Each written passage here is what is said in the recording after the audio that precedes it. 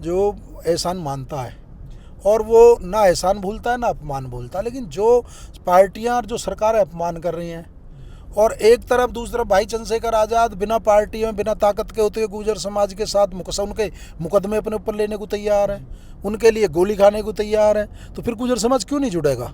अभी देवबंद आप देख रहे हो बी मिशन टीवी। लोकसभा आम चुनाव के बाद आज़ाद समाज पार्टी काफ़ी ज़्यादा सक्रिय है, उपचुनाव में भी काफ़ी ज़्यादा सक्रिय है। रविंद्र भाटी जी मेरे साथ हैं, जो कि आज़ाद समाज पार्टी को लगातार मजबूती देने का काम कर रहे हैं, और हम जानेंगे किस तरीके से उपचुनाव में इस बार आज़ाद समाज पार्टी प्रदर्शन करेगी। सर, बहुत स्वागत है आपका।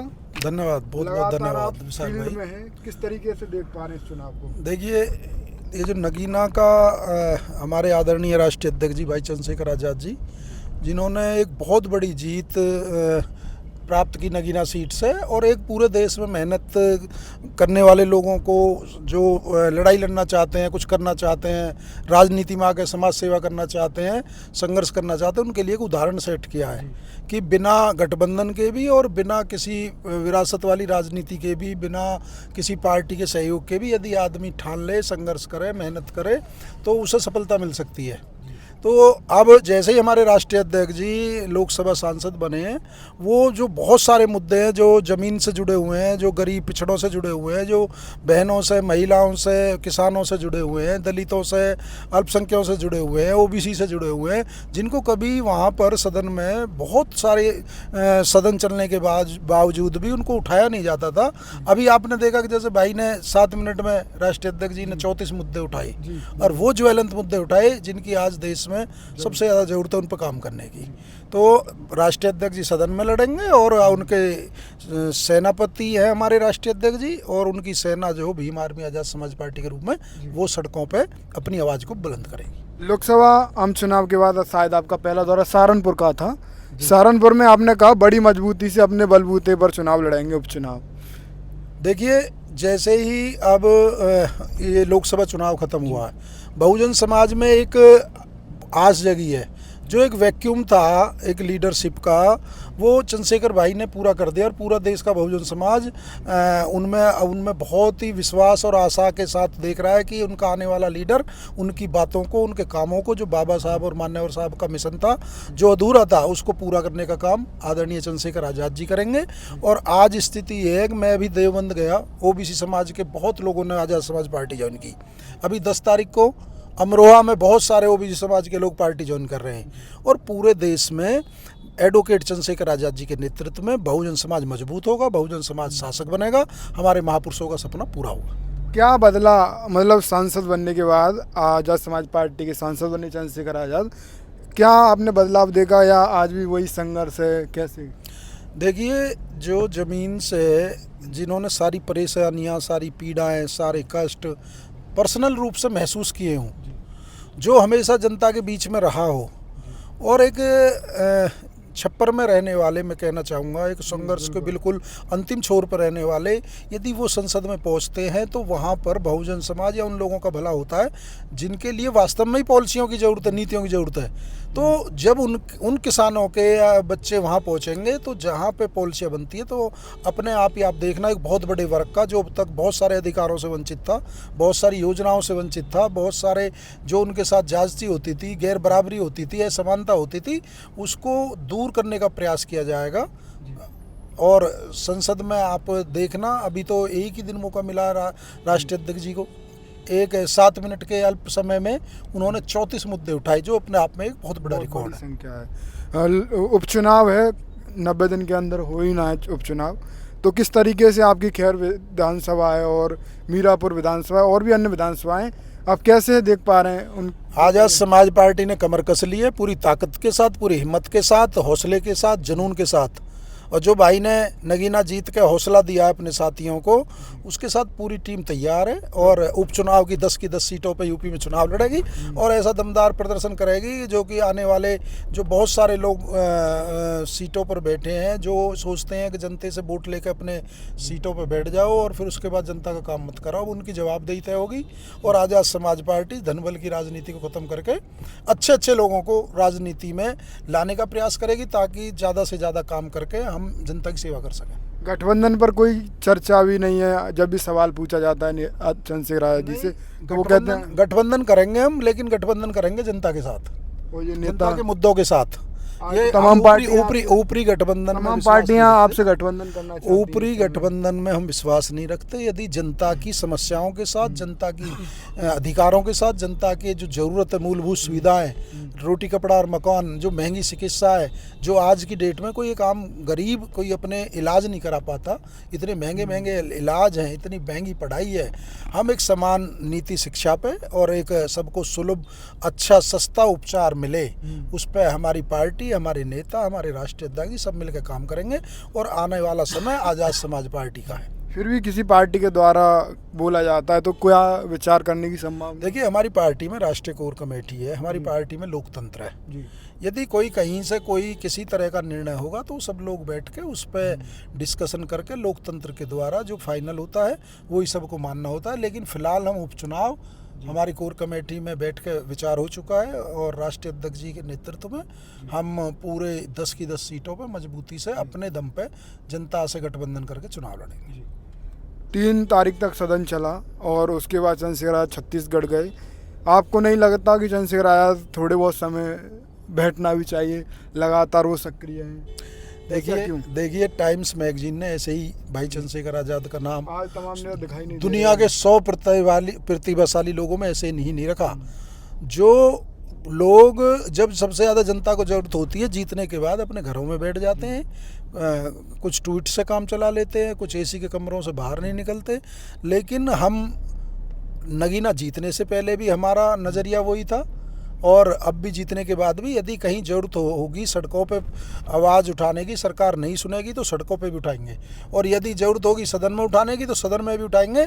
माननीय काशीराम साहब ने कहा था कि यदि संसदें गूंगी बहरी हो जाए तो सड़कों पे बहुमत होना जरूरी है। सड़कों पे बहुमत हमारा था, लेकिन हमें अब विश्वास है, पूरे देश के बहुजन समाज को विश्वास है, जब भाई चंद्रशेखर आजाद सदन में रहेंगे तो संसद को भी गूंगी बहरी नहीं होने देंगे। उसके भी कान को खोलने का प्रयास भाई चंद्रशेखर आजाद जी करेंगे ताकि मूलभूत का उन पर जो समस्या उन पर काम हो सके। चंद्रशेखर आजाद जी जय भीम जय भारत सदन में बोल रहे थे तो एक बीजेपी नेता का बयान आता है कि पूरा भाषण दे के जाएगा, तो वहीं चंद्रशेखर आजाद तेवर दिखाते हुए कहते हैं कि हाँ दे के जाएंगे। तो इसकी चर्चा पूरे देश भर में है, मतलब एक अकेला सांसद पूरे सदन में। देखिए कितनी हिम्मत, देखिए हिम्मत और हौसला यदि आपने देखा हो तो देश में पिछले 7-8 वर्षों में देश के किसी कोने में भी जाके जहाँ पे भी जरूरत पड़ी है, जहाँ पे जुल जाती हुई है, मूछ रखने पे हुई है, मटका छूने पे हत्या हुई है, घोड़ी पे चढ़ने पे हत्या हुई है, शमशान में सब जलाने नहीं दिया गया, जहाँ भी जरूरत पड़ी पूरे देश में बिना डरे, बिना थके, बिना रुके, जब किसी का भय निकल जाता है ना, अपने समाज के लिए इतना जुनून होता है, इतनी एनर्जी होती है कि चाहे मुझे कुछ हो जाए, मुझ पर 100 मुकदमे लग जाए, मैं जेल चला जाऊँ, मुझ पर रासू का लग जाए, जब वो झुके नहीं, अब तो वो सांसद हैं। और ऐसे लोग जो सुनना नहीं चाहते उन्हें सदन छोड़ना पड़ेगा। हम तो सुनाने आए हैं और हर उस समस्या को सुनाएंगे जिसको सरकार ने जिसकी तरफ ध्यान नहीं दिया। क्या लगता है, अभी हम चल रहे हैं हाथरस जनपद में, पीछे चंद्रशेखर आजाद जी का काफिला चल रहा है, तो ये जो हाथरस में घटना हुई है, बाबाओं के ऊपर ज़्यादा विश्वास किया जा रहा है, तो किस नज़र से देख रहे हैं आप? देखिए मेरा ये मानना है, अब ये जो घटना हुई है इसमें माननीय योगी जी आए थे और बड़ा मीडिया ने उनको प्रचारित किया था कि बाबा बड़े गुस्से में है और इसमें बहुत कड़ी कार्रवाई होगी, अधिकारियों पे भी कार्रवाई होगी, क्योंकि वहाँ पे जो डेथ हुई है या जो घायल थे उनको उपचार बहुत देर से मिला। उनको जो चिकित्सा सुविधाएं, अस्पताल में ताला लगा हुआ था, वो प्रशासन ने ताला खुलवाया जाके, वहाँ डॉक्टर नहीं थे, वहाँ ऑक्सीजन नहीं थी, वहाँ एम्बुलेंस नहीं थी, प्रशासन ने जो परमिशन दी वहाँ पर पर्याप्त सुरक्षा बल नहीं था। जो भगदड़ मची इसमें जो भी दोषी है, चाहे बाबा दोषी हो जो पाखंड फैला रहे हैं, चाहे इसमें प्रशासन दोषी हो जिसकी वजह से इतने लोगों की मौत हुई, उसमें केवल एक सेवादारों को गिरफ्तार करके और उन पर मुकदमा करके सरकार ने इतिश्री कर ली। ये इसमें गहन जांच होनी चाहिए। आखिर 125 मौतों का जिम्मेदार कौन है? उस पर आंसू का लगाओ ना, उसका मकान तोड़ो ना। जो इसमें जिन्होंने लापरवाही की, जो अधिकारियों ने वहाँ पे होना चाहिए, प्रशासन क्या जिम्मेदारी है? तो इसमें मेरे हिसाब से तो प्रशासन के खिलाफ भी कार्रवाई होनी चाहिए थी, और यदि इसमें बाबा दोषी है तो बाबा के खिलाफ भी होनी चाहिए थी। आप गए, जमीनी आंकड़ा जो आपके सामने रखा पब्लिक ने कि 800 लोग हमारे सामने मरे हैं, चट्टा लगा के एक ट्रक में ले गए, और जो गवर्नमेंट का आंकड़ा 123 का है, कहाँ कितना अंतर समझ देखिए रहे जो हो? भगदड़ मची उसमें बहुत सारे लोगों की जान गई। जो प्रत्यक्षदर्शी थे उन्होंने बिल्कुल कहा कि हमने 300 400 शव देखे हैं अस्पताल में पड़े हुए। ये तो वो शव हैं जो हमें लगता है कि आशंका इससे ज़्यादा हो सकती है। हम आंकड़ा जुटा रहे हैं और अपने कार्यकर्ता को लगाएंगे, क्योंकि ये तो पोस्टमार्टम जिन लोगों का हुआ है केवल उन लोगों की घोषणा हुई है। आप कैसे जो लोग वहाँ से अपने डेड बॉडी को ऐसे ही उठा के ले गए, क्योंकि वहाँ पे उस समय सुरक्षा के इंतजाम नहीं थे, वहाँ पे ट्रांसपोर्ट का इंतजाम नहीं था, एम्बुलेंस का व्यवस्था नहीं था, प्रशासन और सीनियर अधिकारी भी 2-3 घंटे बाद पहुँचे। तो मेरा इसमें जो ये मानना है, हमारे राष्ट्रीय अध्यक्ष जी ने दिशा निर्देश दिए हैं कि एक टोल फ्री नंबर जारी करेंगे और उसमें जिस किसी के भी साथ ये घटना हुई है, ताकि उसे जो लाभ सरकार की तरफ से जो योजना है या जो आर्थिक सहायता मिली उस सबको लाभ मिल सके।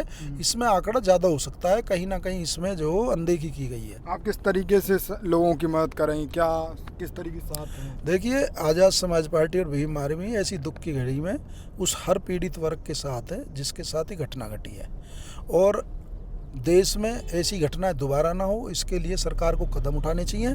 और हमारी पार्टी की और हमारे नेता का एक ही मांग है कि जो दोषियों बख्शे नहीं जाएं, ताकि दोबारा ऐसी कोई घटना ना हो। बहुत से नेता आए, बड़ा ऐलान करके आए कि हम आ रहे हैं हाथरस, और आपने बिल्कुल भी मतलब आप गुप्त तरीके से आए, तो क्या लग रहा है, या वो राजनीति करने आए, कैसे आप देखिए जो सब आपने ऐसा क्यों नहीं किया कि हम आ रहे हैं? सब लोगों की अपनी अपनी शैली होती है। बहुत से लोग पब्लिसिटी हर मामले में पब्लिसिटी ढूंढते हैं, लाइमलाइट ढूंढते हैं। हमारे नेता ऐसे नहीं हैं। भाई चंद्रशेखर आज़ाद, हम कथनी और करने में हमारे में कोई अंतर नहीं है। हम काम करने में ज़्यादा विश्वास रखते हैं। हो सकते तो हम भी इसको हाईलाइट करके आते, लेकिन हमें अपने लोगों से मिलना था, उनका दुख दर्द जानना था, उनके दुख में शामिल होना था, और इस सच्चाई जान के जो दोषी हैं उनके खिलाफ कार्रवाई कराएंगे। और जैसा कि भाई चंद्रशेखर आज़ाद जी ने कहा कि वो इस मामले को सदन में भी उठाएंगे, और सड़कों पे भी ज़रूरत पड़ी तो सड़कों पे भी इसके लिए हम आंदोलन करेंगे। लेकिन हम सरकार को चैन से बैठने नहीं देंगे। आखिर इतनी बड़ी मौत होने के बाद सरकार ने कोई जिम्मेदारी नहीं ली। बाबा बड़े गुस्से में आए थे, नहीं बड़े शांत होकर चले गए। एक भी किसी बड़ी मछली पे कोई कार्रवाई नहीं हुई, केवल कुछ सेवादारों के खिलाफ मुकदमा दर्ज करके मामले की अतीसरी कर ली। तो इलेक्शन के बाद एक और चुनाव से जुड़ा हुआ सवाल है लास्ट, गुर्जर समाज का रुख कैसे देख पा रहे हैं आप? गुर्जर समाज, देखिए गुर्जर समाज तो बहुत तेज़ी के साथ भाई चंद्रशेखर आज़ाद के साथ, आपके भाई के साथ बहुत तेज़ी से जुड़ रहा है। और क्योंकि जुड़े भी क्यों ना, जब जब गुर्जर समाज को ज़रूरत पड़ी, जो देश में तमाम पार्टियां हैं, जो चाहे भारतीय जनता पार्टी हो चाहे अन्य पार्टियां हो, जब जब समाज को ज़रूरत पड़ी कोई उनके साथ नहीं खड़ा हुआ। और भाई चंद्रशेखर आज़ाद एक आवाज़ पे, बिना किसी स्वार्थ के, बिना किसी लालच के, और जहाँ ग्वालियर आंदोलन में वहाँ पर जेल भरो आंदोलन में साथ गए, गुर्जर गौरव यात्रा में उन्होंने गुर्जर समाज का साथ दिया। जहाँ जहाँ हमारे महापुरुषों के सम्मान की बात आती है वहाँ खड़े हो जाते हैं, जहाँ जहाँ हमारे हक अधिकारों की बात आती है वहाँ खड़े हो जाते हैं। ग्रेटर नोएडा में किसान आंदोलन था, उसमें कम से कम पिछले 22 दिनों से जो वहाँ 40-50 किसान बंद थे, लेकिन चंद्रशेखर भाई जी उन्हें रिहा कराने के लिए पहुँचे और रिहा कराया।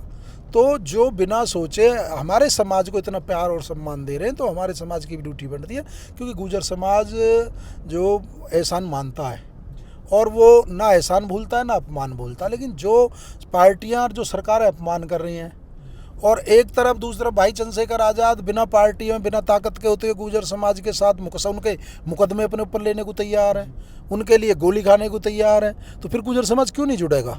अभी देवबंद में सैकड़ों गुर्जरों ने ज्वाइन किया।